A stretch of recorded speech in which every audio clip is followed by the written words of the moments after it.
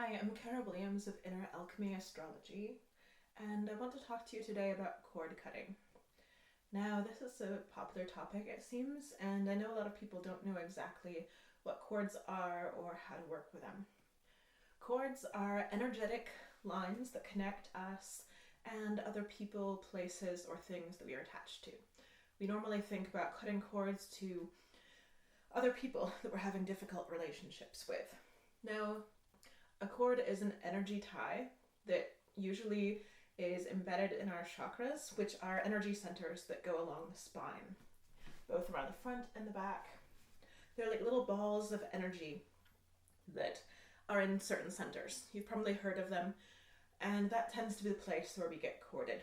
When we have a relationship with anyone, even a casual relationship with someone at the grocery store, for example, that we met once, we can have a negative interaction with them and then we can send out a cord. We get triggered by someone that we can send out a cord, or vice versa. Doing some regular spiritual hygiene and cleaning our energy field is important, and this is one of the ways that we can do it. So cord cutting is when we find a way to extricate the cords that we're finding to be perhaps draining. You might have heard of the term energy vampire. Now, everyone who cords to us is not necessarily an energy vampire. It's usually unconscious. Very few people are out there consciously sending cords, but there are people who are out there consciously sending negative thoughts. The evil eye, as we might call it, sending out things that we wish someone would do something differently. Even a friend who perhaps doesn't like the way we're living our life and is sending out these thoughts and these feelings, these intentions towards us that they want us to do something differently. They're cording to us. We can have very strong cords to our family, to our lovers, and these things can get embedded in the lower chakras, especially the sexual chakras or the heart chakra. People that experience heartbreak, we can have negative cords, people we're still attached to, and there's all kinds of places and ways. It's not necessarily along the chakra line, but it's primarily there. If you're energetically sensitive, you might be able to sense these cords if you tune into it, or if you go into meditation and you just sort of tune into where they might be.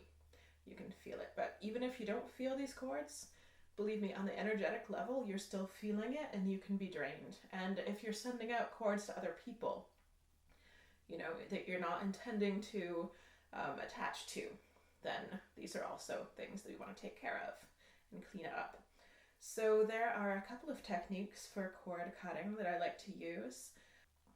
Now, there's a matter of when we shouldn't cut cords. Perhaps we shouldn't cut cords to someone if we're in a healthy relationship. Say we just want to be spiteful and hurt the person, or just cut ourselves off entirely and we're acting impulsively. We might want to take some time and reflect on it and see, is this really something we want to do? Cord cutting doesn't mean you're going to be cutting off the relationship with them entirely. It just helps you extricate yourself from negative or draining attachments. And this is something that you can't just do once, especially for draining cords that are formed over a long period of time, perhaps multiple lifetimes. You're going to need to do regular energetic management to help see to these things. So you can cut the cords and it's not necessarily going to rid yourself of the relationship unless perhaps that relationship had already outworn its welcome, and just doing that last bit of maintenance, it can be for the highest good. If you're in a healthy relationship with someone, say a familial relationship, and you don't want to cut all ties, you can picture yourself and them in a figure 8 of light that is surrounding you both. You're in one part of the figure 8, there in the other part, and just see white or blue energy surrounding you and moving around and surrounding you and balancing your energies, harmonizing them. Now, there's also something you can do that's called advanced cord work. I recommend this book. I haven't read the entire thing yet because it's very dense, it's very short, but there's a lot of techniques, and I just went for the ones that I needed most because I already know some cord cutting techniques. This is called The Complete Cord Course by Mary Mueller-Schutan.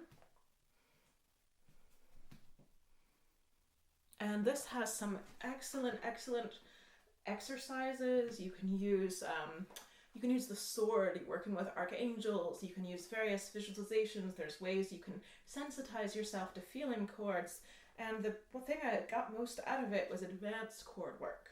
Say if, for my personal case, I have a strong energetic connection to someone that I don't want to cut the entire chord, and I don't even really think I'm able to, but I wanted to work with that chord. So it figured out ways to basically clean up a chord. And I found that extremely useful. And it's just good to have different techniques. One of the basic techniques for easy chord management, you start with the easiest chords that you have to deal with. You can look at my connecting to source video. I have a video for connecting to the light. And you can basically just imagine light coming down from source, the highest point of purest light you can imagine, coming down like a bubble around you, a bubble of light. And then just visualize that light and that power surrounding you for a while, and then draw it towards your body and let it burn away all the little chords all around your body that might be there. There can be just people who hold grudges, slight things. Just let it burn all the little hairs connecting to you. And that can help you just burn away the casual chords that might be there. And then when we might need to go deeper, there's one technique that I invented that I really like, that I don't do so much anymore. This is the time when I was under a lot of stress, and I was sort of weeding out people from my life that were no longer in energetic harmony, they were stressful. And so what I would do is I would meditate, and then I would picture myself like I was weeding a garden. I would say their name, and I would pull the cord out by a root. I didn't even think about where the cord might be, I just imagined it wherever in my body. And I would pull it out and visualize the roots coming out of my field, of my body. Because the cord, the thing with cording is that it doesn't just go on the surface. You know, you can't, if you just lop it off, like weeds, the roots will still be in there. So much like a gardener will wait until it's rained, and the next day weed the garden, you pull it out by the roots and discard it. So picture yourself pulling it out and throwing it. That person's name, pull it out and throw it. That person's name, pull it out and throw it. A useful technique is to picture it exploding as you throw it, like fireworks. Don't worry if you can't see it exactly, just imagine it, think it. Think garden, root, pull. You could even do it physically if that helps you, or you can just imagine it. You're weeding your garden.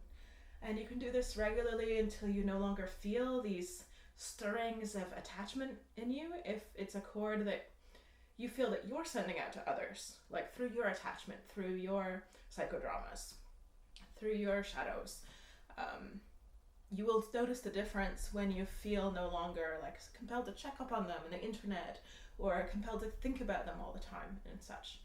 That's the attachment releasing. Or if someone is courting to you, you might feel it like these unexplained thinking about them for no reason, like you're not into them, yet you find yourself dwelling on them, or them coming into your mind, or just getting a creepy feeling. Like it's like when you're on the subway and suddenly you can feel someone looking at you, but before you even process that someone's looking at you, you look at them and they're staring at you in a really creepy way. It's kind of like that kind of energy. You're tuning into someone else's energy being directed at you. You feel it, which you can feel. So another way that I like to do, and I do this when, this is my current cord cutting technique, I imagine colored bungee cords. You know what bungee cords are like? They're stretchy, they stretch so much, and they're different colored, and they have two hooks at the end for clipping onto something. The thing with cords that I mentioned is that they have hooks. They hook into your energy centers. They don't just, if you cut it, it's still there. It could grow back. And it will grow back if someone keeps focusing and focusing and focusing on you. But, you know, the cord will grow back. But if a cord is there, it could have been there for years. It could have been there for lifetimes. It could have been there for months. So when you start cord cutting, it will take a little longer for it to reattach. So energy management, this will help. The bungee cord technique. I picture the chakras have different colors. The 7 chakras, red, orange, yellow, green, blue, indigo, violet. So I picture this bungee cord, it's kind of like a hook, like a fishing hook. And I picture it connected to my chakras, to the other person, because with strong relationships, we connect on every level. Or we can. So what I do is I picture I'm pulling out a hook, and I pull it out from their side too. And then I have like a campfire in my mind, like a violet campfire raging. And I throw that bungee cord, after it's been dehooked from both me and their energy centers, into the fire. And that will help dispose the cord. It cannot reattach itself. And then from the sacral chakra, which often happens from sexual connections or power struggles. Pull it out from your side, pull it out from their side, toss it in the fire. The solar plexus, this is often where we have definitely power dynamics, ego struggles, and such. A yellow bungee cord, pull it out, pull it from there, toss it in the fire, and so on. In the heart chakra, that's often where we'll have a lot with romantic attachments, unrequited love, so on. Pull it out from there, pull it out from here, toss it. Now I'm going to do a cord cutting guided meditation for people who like those. That will be on a website. It will either be in a blog post, or if I make a SoundCloud, I'm not quite sure yet. But just browse around there for the recent posts, and if you could like and subscribe to this channel, I would appreciate that, since I'm just starting out with inner alchemy, and that would help me. Have a good one.